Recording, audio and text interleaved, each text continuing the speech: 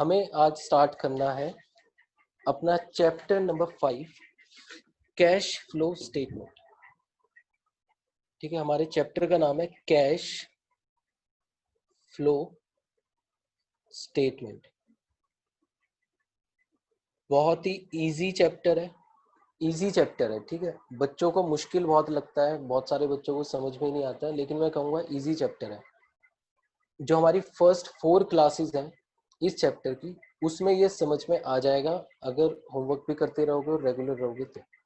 ठीक है, अगर पहली 4 क्लासेस में समझ में नहीं आया तो बेटा बहुत प्रॉब्लम होने वाली है आगे चलकर, फिर बहुत मुश्किल पड़ जाती है चैप्टर। तो चैप्टर का नाम है कैश फ्लो स्टेटमेंट। 6 से 8 नंबर का इसका हमारे 2 क्वेश्चंस आते हैं, तो स्टार्ट करते हैं। अब अगर हम नाम पढ़ें तो हम नाम का मतलब क्या, कैश फ्लो स्टेटमेंट, यानी a statement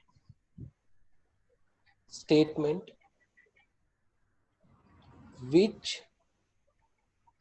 shows cash inflow and cash outflow, which shows cash inflow and cash outflow during an accounting period। ठीक है, एक अकाउंटिंग पीरियड में कितना कैश इनफ्लो और कितना कैश आउटफ्लो हुआ है, यानी कितना कैश कंपनी के पास आया है, कितना कैश कंपनी के पास से गया है। ठीक है, ये हम इसमें रिप्रेजेंट करते हैं, इसमें हम पता करते हैं कि कितना कैश कंपनी ने रिसीव किया पूरे साल में, कितना कैश पे कर दिया। ठीक है, सिर्फ कैश की बात कर रहे हैं, इसमें हम क्रेडिट की बात नहीं कर रहे हैं, उधार लेना या उधार देने की बात नहीं कर रहे हैं, कैश में पेमेंट और कैश में रिसीट। ठीक है, टोटल पेमेंट टोटल रिसीट की बात कर रहे हैं, तो इसमें हम शो करते हैं। अब मुझे एक बात बताओ कि ये सारी चीजें यानी कैश इनफ्लो कैश आउटफ्लो तो हमारा कैश अकाउंट भी शो कर देता है। कैश अकाउंट और जो बैंक अकाउंट हमारा होता है उसमें भी तो डेबिट और क्रेडिट साइड होती है ना, तो वो तो उसे भी देखकर पता चल जाएगा कि टोटल इतना कैश आया इस साल में और इतना कैश चला गया। तो इस स्टेटमेंट को बनाने की जरूरत क्या है? ठीक है, तो समझते हैं इसको बनाने की जरूरत क्या है। ठीक है, 1 मार्कर में इस तरह के क्वेश्चन आ जाते हैं कि इसको नीड क्यों पड़ रही है हमें इसको बनाने की। तो सबसे पहले तो जानते हैं कि कैश फ्लो स्टेटमेंट हमारा कैश इनफ्लो आउटफ्लो शो करता है। ठीक है, और ये एक कंपैरेटिव स्टेटमेंट है। हम क्या कर रहे हैं, हम एक कंपनी की फाइनेंशियल स्टेटमेंट्स बना रहे हैं, और फाइनेंशियल स्टेटमेंट के अंदर अभी तक रेशियो एनालिसिस तक हमने किया था, प्लस कैश फ्लो स्टेटमेंट भी अंडर फाइनेंशियल स्टेटमेंट हमारी आती है। ठीक है, इसका मतलब इसको बनाना मैंडेटरी है फॉर अ कंपनी। एक कंपनी को, चाहे वो प्राइवेट लिमिटेड है या फिर हमारी पब्लिक लिमिटेड है, उसको कैश फ्लो स्टेटमेंट बनाना ही पड़ेगा, मैंडेटरी है अंडर कंपनीज एक्ट। ठीक है, लेकिन इन दोनों में डिफरेंस क्या हुआ? अब बेटा जो हमारे ये कैश और बैंक अकाउंट है, ये हमें टोटल इनफ्लो और आउटफ्लो तो बता देता है कि इतना कैश आया, इतना कैश चला गया, इतना बैंक में पेमेंट आई, इतने बैंक से पेमेंट चली गई। ठीक है, लेकिन ये हमें ये नहीं बताता है कि हमारी अलग अलग एक्टिविटीज में कितना, उनकी वजह से अलग अलग एक्टिविटीज की वजह से कितना कैश गया। एक्चुअल में हमारे जो बिजनेस करते हैं उसके अंदर मेजरली 3 तरह की एक्टिविटीज होती है। कैश फ्लो स्टेटमेंट, इसमें मेजरली 3 एक्टिविटीज होती है। ठीक है, पहली एक्टिविटी होती है जिसमें हम बिजनेस को ऑपरेट करते हैं, यानी जनरली रन करते हैं, तो इसको बोलते हैं ऑपरेटिंग एक्टिविटीज। ठीक है, ऑपरेटिंग एक्टिविटीज का मतलब बिजनेस को चलाने वाली जो रोजमर्रा की एक्टिविटीज होती है, इनको हम कहते हैं ऑपरेटिंग एक्टिविटीज। जैसे सेल कर रहे हैं, परचेज कर रहे हैं, और सैलरी पे कर रहे हैं, वेजेस पे कर रहे हैं। ठीक है, इनडायरेक्ट एक्सपेंसेस हैं, डायरेक्ट एक्सपेंसेस हैं, ये सारे जो हमारे रोजमर्रा के काम होते हैं इनको हम बोलते हैं ऑपरेटिंग एक्टिविटीज, यानी बिजनेस को ऑपरेट करने की एक्टिविटीज। फिर इसके बाद होता है इन्वेस्टिंग एक्टिविटीज।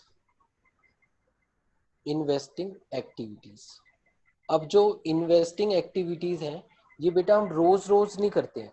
इन्वेस्टिंग का मतलब कहीं पर पैसे लगाना, और ये होता है जैसे हमने फिक्स्ड एसेट में पैसे लगा दिए, यानी फिक्स्ड एसेट परचेज कर लिया, नॉन करंट एसेट परचेज कर लिया, इन्वेस्टमेंट परचेज कर लिया, बेच दी, तो इस तरह की एक्टिविटीज को हम बोलते हैं इन्वेस्टिंग एक्टिविटीज। यानी नॉन करंट एसेट्स से रिलेटेड जो एक्टिविटीज होती हैं, नॉन करंट एसेट्स से रिलेटेड जो एक्टिविटीज होती हैं, उनको हम कहते हैं इन्वेस्टिंग एक्टिविटीज, जब हम कहीं पर पैसे इन्वेस्ट कर देते हैं।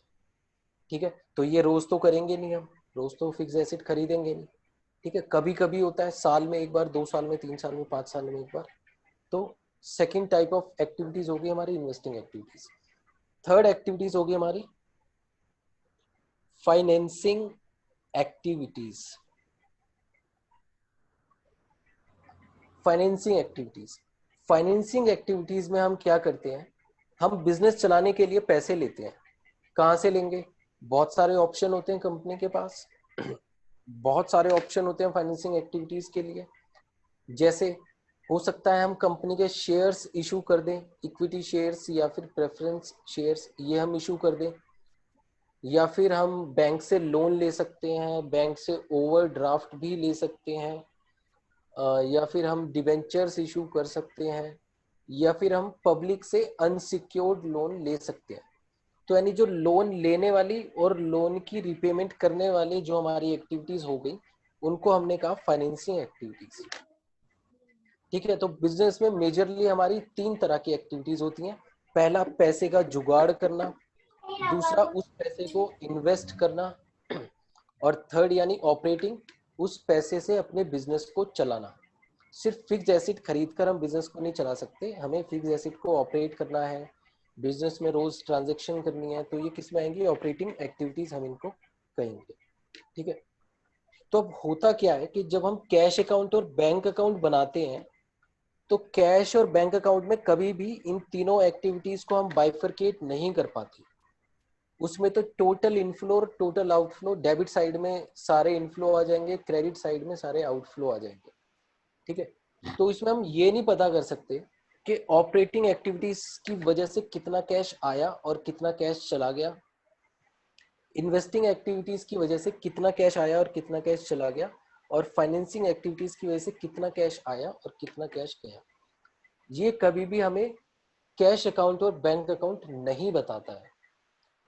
ठीक है, तो इसीलिए हमें क्या बनानी पड़ती है, हमें हमारी कैश फ्लो स्टेटमेंट बनानी पड़ती है।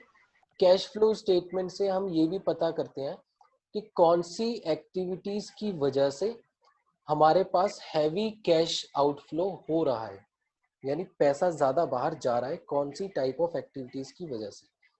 ठीक है, हम ये सब क्यों करते हैं, हम ये कंपैरिजन एनालिसिस ये सब क्यों करते हैं?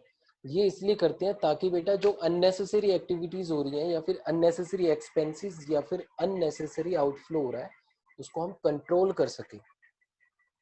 ठीक है, फॉर एग्जाम्पल, अब जैसे हमारे एग्जाम्स होते हैं, हमारे मार्क्स आते हैं उसमें, तो ये क्या हो गया, ये भी एनालिसिस हो गया। जब मार्क्स हमारे आते हैं, एग्जाम होता है, तो उस एनालिसिस को हम क्यों करते हैं? ये प्री बोर्ड, हाफ ईयरली, सब क्यों होता है? ये एनालिसिस इसलिए होता है ताकि हमें पता चले कि कहाँ पे हमारी कमियां रही हैं, और उन गलतियों को हम कंट्रोल कर सकें, रेक्टिफाई कर सकें।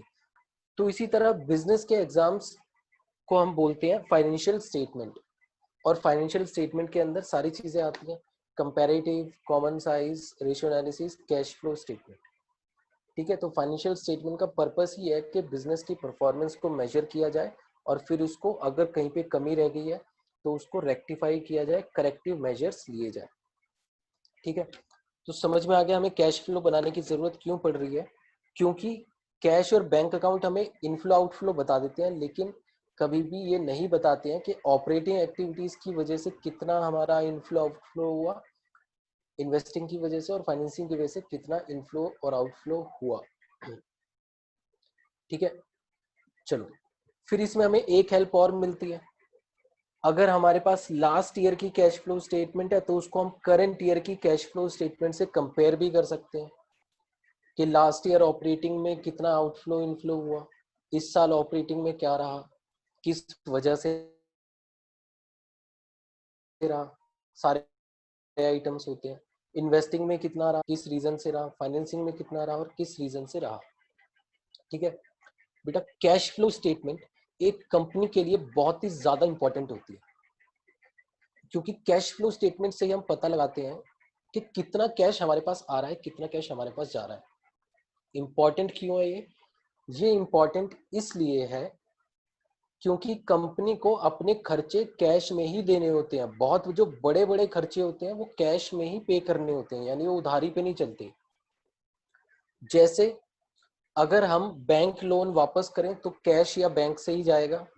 ठीक है, जब भी मैं बोल रहा हूँ कैश में वापस करना है तो उसका मतलब है कि पेमेंट उसकी करनी है, वेदर फ्रॉम बैंक और कैश। या फिर हम डिबेंचर्स की पेमेंट वापस कर रहे हैं, रिडीम कर रहे हैं, डिबेंचर्स को रिपे कर रहे हैं, तो भी हमें कैश की जरूरत पड़ेगी। और तो और जब हम डिविडेंड देते हैं, डिविडेंड सब जानते हैं, डिविडेंड क्या होता है, प्रॉफिट का शेयर जो हम शेयर होल्डर्स को देते हैं। जब हम डिविडेंड की पेमेंट करेंगे तो वो भी कैश में ही जाएगी, उसको हम उधार पे नहीं कर सकते। जब हम बैंक का इंटरेस्ट या फिर डिबेंचर्स का इंटरेस्ट पे करेंगे तो भी हमें कैश की जरूरत पड़ेगी। और ये सब हम तभी मैनेज कर पाएंगे जब हमें कैश फ्लो स्टेटमेंट हमारे पास होगी, हम उसको मेंटेन कर रहे होंगे। ठीक है, तो इसीलिए बड़ी बड़ी कंपनीज और मीडियम साइज कंपनीज ये हमारी कैश फ्लो स्टेटमेंट मेंटेन करते हैं। ठीक है, तो सबको क्लियर है कैश फ्लो स्टेटमेंट होता क्या है और इसमें कितने टाइप ऑफ एक्टिविटीज हम पढ़ने वाले हैं? सबको क्लियर है? आगे चले। Yes sir. Yes sir.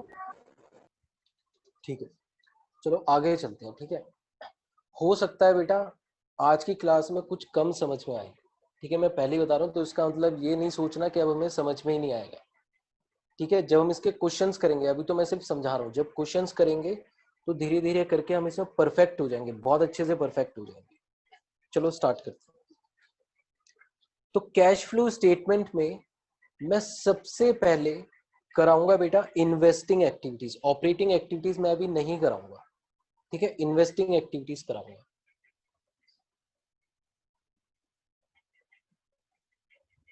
Investing activities, investing activities का मतलब क्या होता है, वो एक्टिविटीज जिसमें हमारी इन्वेस्टमेंट हो या फिर फिक्स्ड एसेट इन्वॉल्व हो जाए। यानी इसमें हम लिख सकते हैं activities related to non current assets. Non current asset से रिलेटेड एक्टिविटीज इसके अंदर हम स्टोर करते हैं, इसके अंदर हम रिकॉर्ड करते हैं। नॉन करंट एसेट क्या क्या होते हैं बेटा? नॉन करंट एसेट सिर्फ मशीनरी वगैरह नहीं होती। नॉन करंट एसेट अगर हमने किसी को लोन दिया हुआ है, हमने लोन दिया है तो हमारे लिए एसेट होगा, और वो लॉन्ग टर्म के लिए दिया है तो वो भी नॉन करंट एसेट ही होगा हमारे पास। अगर हमने उस लोन पे इंटरेस्ट भी रिसीव किया है तो वो भी इन्वेस्टिंग एक्टिविटी में ही आएगा, क्योंकि लोन दिया है इसलिए हमारे पास वो इनकम आई है। ठीक है, प्लस अगर हमने कहीं पे एफडी करा दी और वो एफडी हमारी 1 साल से ज्यादा की है तो वो भी नॉन करेंट एसेट्स में ही आएगी, और उस पे मिलने वाला ब्याज यानी इंटरेस्ट भी हमारी इन्वेस्टिंग एक्टिविटीज में ही हम रिकॉर्ड करेंगे। ठीक है, तो देखते हैं कि इसके अंदर कौन कौन सी एक्टिविटीज हमारी आती है। तो सिंपल है, इन्वेस्टिंग एक्टिविटीज से या तो कैश इनफ्लो होगा या फिर कैश आउटफ्लो होगा। ठीक है, या तो कैश इनफ्लो होगा या फिर कैश आउटफ्लो होगा। तो पहले हम देखते हैं कि कैश इनफ्लो किस किस रीजन की वजह से हो सकता है, कौन कौन सी activities will increase in cash in या फिर विल रिजल्ट इन इनफ्लो। ठीक है, तो अगर मैं अपना कोई भी फिक्स्ड एसेट यानी टेंजेबल एसेट हो गया, बेच दूं तो मेरे पास पैसे आ जाएंगे। ठीक है, अगर मैं कोई भी अपना टेंजेबल एसेट बेच दूं तो पैसे आ जाएंगे। ठीक है। अच्छा, अब बात करते हैं इंटेंजिबल एसेट यानी गुडविल की। क्या मैं गुडविल को बेच सकता हूँ? बोलो।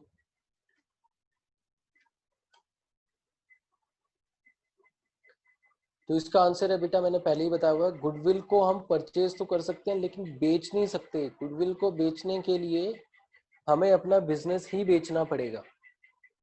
ठीक है, तो इसीलिए गुडविल कभी भी ये नहीं आएगा कि गुडविल बेच दी हमने। ठीक है, ये ट्रांजेक्शन कभी नहीं आएगी। ठीक है, अगर हमारे पास कोई नॉन करंट इन्वेस्टमेंट है, नॉन करंट इन्वेस्टमेंट, और वो भी हमने बेच दी, तो वो भी क्या हो जाएगा हमारे पास? कैश इनफ्लो हो जाएगा, पैसे आ जाएंगे हमारे पास। ठीक है, कैश बढ़ जाएगा। चलो और देखते हैं। अगर हमें इस इन्वेस्टमेंट पे इंटरेस्ट रिसीव हुआ है तो वो भी यहीं पर आएगा, इंटरेस्ट ऑन इन्वेस्टमेंट। कहने का मतलब ये है कि अगर हमारी कोई इनकम नॉन करंट एसेट्स की वजह से हुई है, इनकम, ठीक है, नॉन करंट एसेट्स की वजह से हुई है, तो वो भी इन्वेस्टिंग एक्टिविटीज में ही आएगी।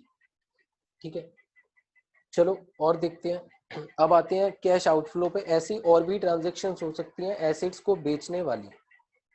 कौन से एसेट्स को? फिक्स्ड एसेट्स या फिर नॉन करंट एसेट्स, ये याद रखना। चलो अब आते हैं कैश आउटफ्लो पे। तो कैश आउटफ्लो में क्या आएगा? मैंने एसेट बेचा तो इनफ्लो हो गया। तो अगर मैं एसेट को खरीदूंगा तो क्या हो जाएगा? आउटफ्लो हो जाएगा, यानी मेरे पास से पैसे चले जाएंगे। ठीक है, मुझे माइनस करना है इसमें से। और क्या हो सकता है भाई? नॉन करेंट इन्वेस्टमेंट भी तो मैं परचेज करूंगा ना, तभी तो इन्वेस्टमेंट होगी, तो कैश चला जाएगा, तो ये भी मेरी माइनस हो जाएंगी। ठीक है, या फिर और क्या आ सकता है इसमें? हाँ, अगर मैंने गुडविल परचेज की है, गुडविल परचेज्ड भी हमारी कैश आउटफ्लो में आएगी अंडर इन्वेस्टिंग एक्टिविटीज। ठीक है, क्योंकि गुडविल परचेज करना भी एक तरह की इन्वेस्टमेंट है, तो ये भी यहाँ पर आ गया। ठीक है, अगर मैं किसी को लोन दे देता हूँ लॉन्ग टर्म के लिए, तो वो लोन भी मेरा यहीं पर आएगा, plus lone granted, sorry loan, loan granted यहाँ पर आएगा, माइनस लोन ग्रांटेड। ठीक है, जब लोन देंगे तो पैसे चले जाएंगे ना हमारे पास से, तो ये आउटफ्लो हो जाएगा। और जब लोन रिपेड, यानी लोन जब मेरे पास वापस आएगा, इस लोन के पैसे जब वापस आएंगे, तो ये मेरा इनफ्लो हो जाएगा, पैसे बढ़ जाएंगे। या फिर इस लोन पे इंटरेस्ट भी आएगा, तो भी ये मेरा इन्वेस्टिंग में इनफ्लो में ही आएगा। ठीक है, तो ये सब करने के बाद जब मैंने इन सब का टोटल किया, पहले इनफ्लो का टोटल किया, फिर उसमें से मैंने आउटफ्लो माइनस कर दिया, तो मेरे पास एक अमाउंट आएगा, या तो पॉजिटिव अमाउंट आएगा या नेगेटिव अमाउंट आएगा। अगर पॉजिटिव आएगा,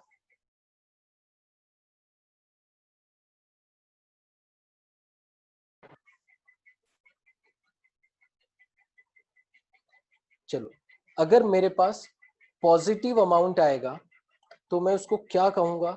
मैं कहूंगा कैश इनफ्लो।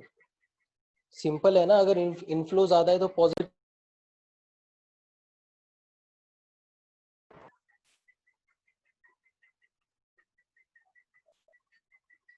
ठीक है, या फिर अगर नेगेटिव आएगा तो मैं उसको क्या बोलूंगा?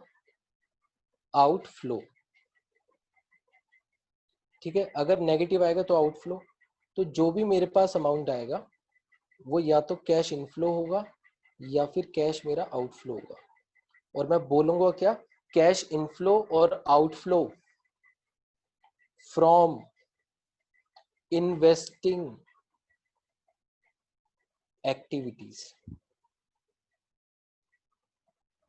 ठीक है, कैश इनफ्लो और outflow from investing activities. Clear है बेटा? तो ये है हमारी इन्वेस्टिंग एक्टिविटीज और इसकी स्टेटमेंट का फॉर्मेट। ठीक है, इन्वेस्टिंग एक्टिविटीज सबसे आसान मानी जाती है। ठीक है, ये तब पता चलेगा जब हम ऑपरेटिंग और फाइनेंसिंग करेंगे। फाइनेंसिंग भी बहुत इजी मानी जाती है, जब हम ऑपरेटिंग करेंगे तो समझ में आएगा कि तो बहुत आसान थी। किसी को बेटा कुछ कंफ्यूजन इसमें, कुछ पूछना है किसी को?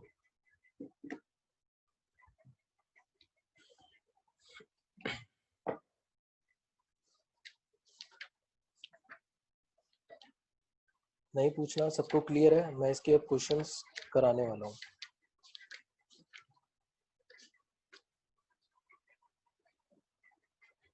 ठीक है, तो सबको क्लियर है?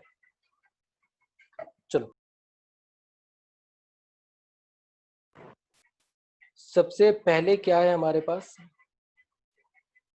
सबसे पहले हम, ये हमारा बीच वाला टॉपिक है, तो स्टार्टिंग ऑपरेटिंग से थी, तो हमने अभी तक ऑपरेटिंग नहीं की, तो इसलिए हमने इसको छोड़ा हुआ है।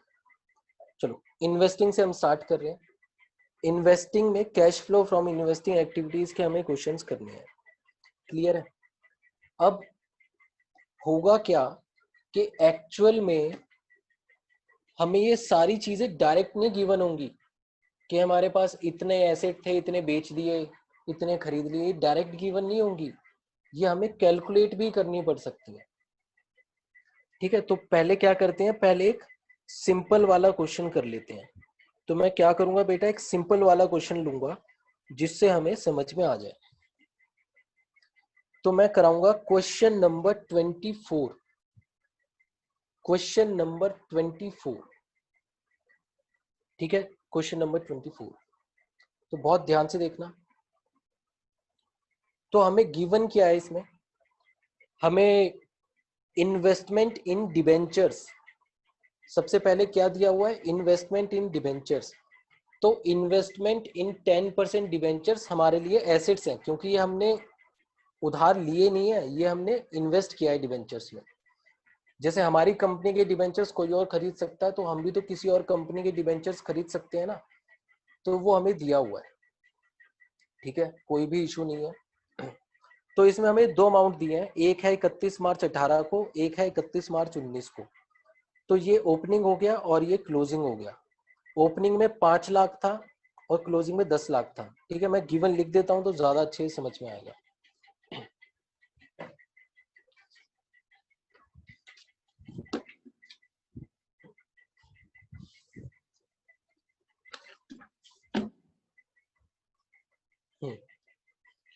तो मेरे पास अभी क्वेश्चन नंबर 24 है और इसमें हमें cash flow from investing activities find out करना है। गिवन क्या है हमें, 31/3/19 और 31/3/18 को वैल्यूज गिवन है। क्या?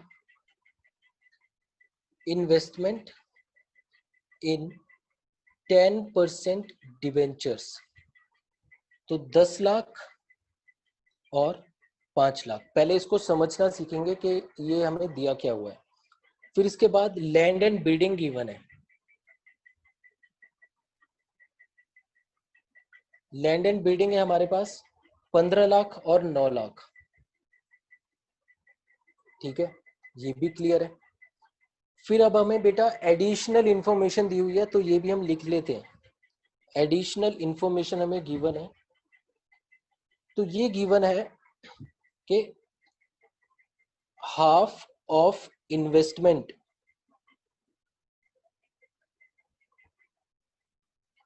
in the beginning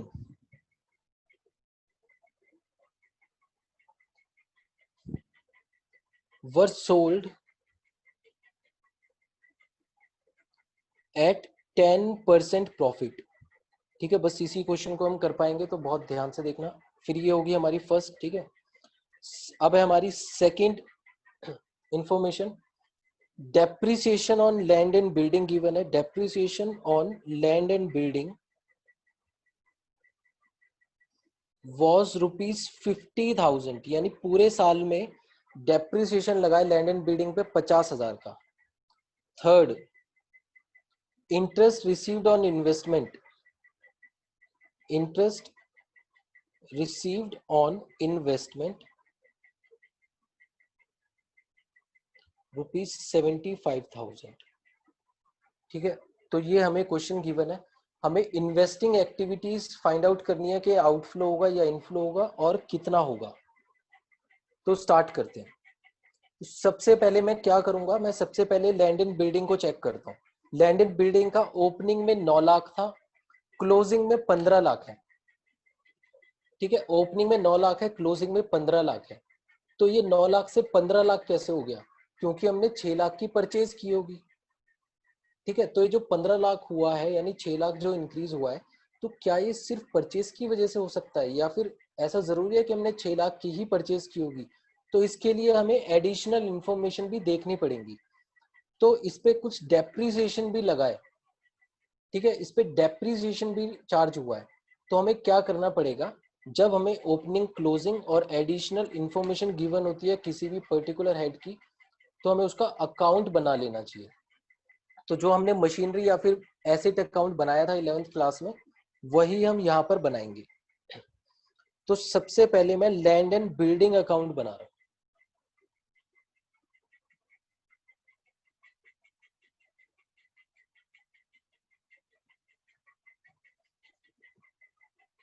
land and building, land and building में ओपनिंग बैलेंस हमारा डेबिट में आएगा। कितना है ओपनिंग बैलेंस, 9 लाख है हमारा, तो 9 लाख मैंने ओपनिंग में लिख दिया। क्लोजिंग बैलेंस मेरा यहाँ पर आ जाएगा 15 लाख। ठीक है, अब डेप्रिसिएशन इस पे कितना लगा है ड्यूरिंग द ईयर, 50,000। डेप्रिसिएशन की वजह से तो लैंड एंड बिल्डिंग कम हो जाती है, तो डेप्रिसिएशन की एंट्री आएगी यहाँ पर, बाय डेप्रिसिएशन 50,000। ठीक है, तो एक्चुअल में हमने परचेज कितने की होगी, बैलेंसिंग करेंगे तो यहाँ पर आएगा 15,50,000। तो जब हमने बैलेंसिंग फिगर निकाली तो हमने परचेज कितनी की होगी टू बैंक, ये हमने 6,50,000 की परचेज की होगी। ठीक है, हम सोच रहे थे कि 6 लाख की परचेज की है, लेकिन एक्चुअल में हमने परचेज कितने की है बेटा, हमने 6 लाख की परचेज की है। ठीक है, तो क्या आ गया हमारे पास, लैंड एंड बिल्डिंग 6,50,000 हमने परचेज किया। चलो, एक तो हमें ये पता चल गया। ठीक है, तो क्या करेंगे, अपनी इन्वेस्टिंग एक्टिविटीज जब हम बनाएंगे, इन्वेस्टिंग एक्टिविटीज ही बना लेते हैं साइड में। तो सबसे पहले क्या करूंगा मैं, कैश इनफ्लो,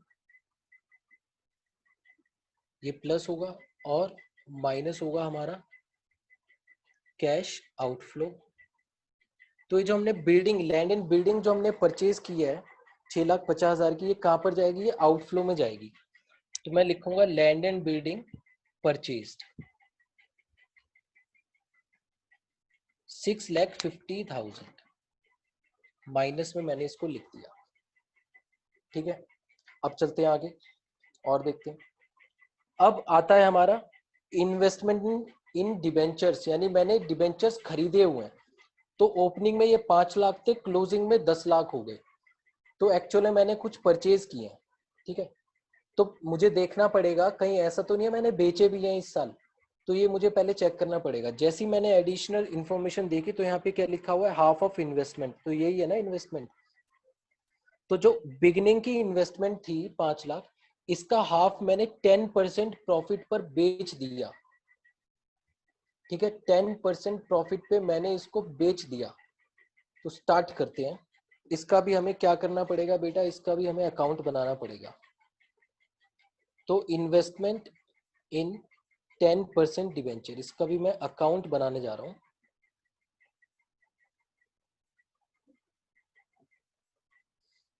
तो ओपनिंग में कितना था ये, क्योंकि एसेट है तो डेबिट साइड में ओपनिंग बैलेंस आएगा 5 लाख, और ये क्लोजिंग में हमारा हो गया 10 लाख। तो सबसे पहले देखते हैं कि जो ओपनिंग में 5 लाख था, इसका हाफ, हाफ कितना हो गया इसका, 2,50,000 हमने बेच दिया, लेकिन हमने इसको प्रॉफिट पर बेचा है। कितने प्रॉफिट पे, 10% प्रॉफिट पर।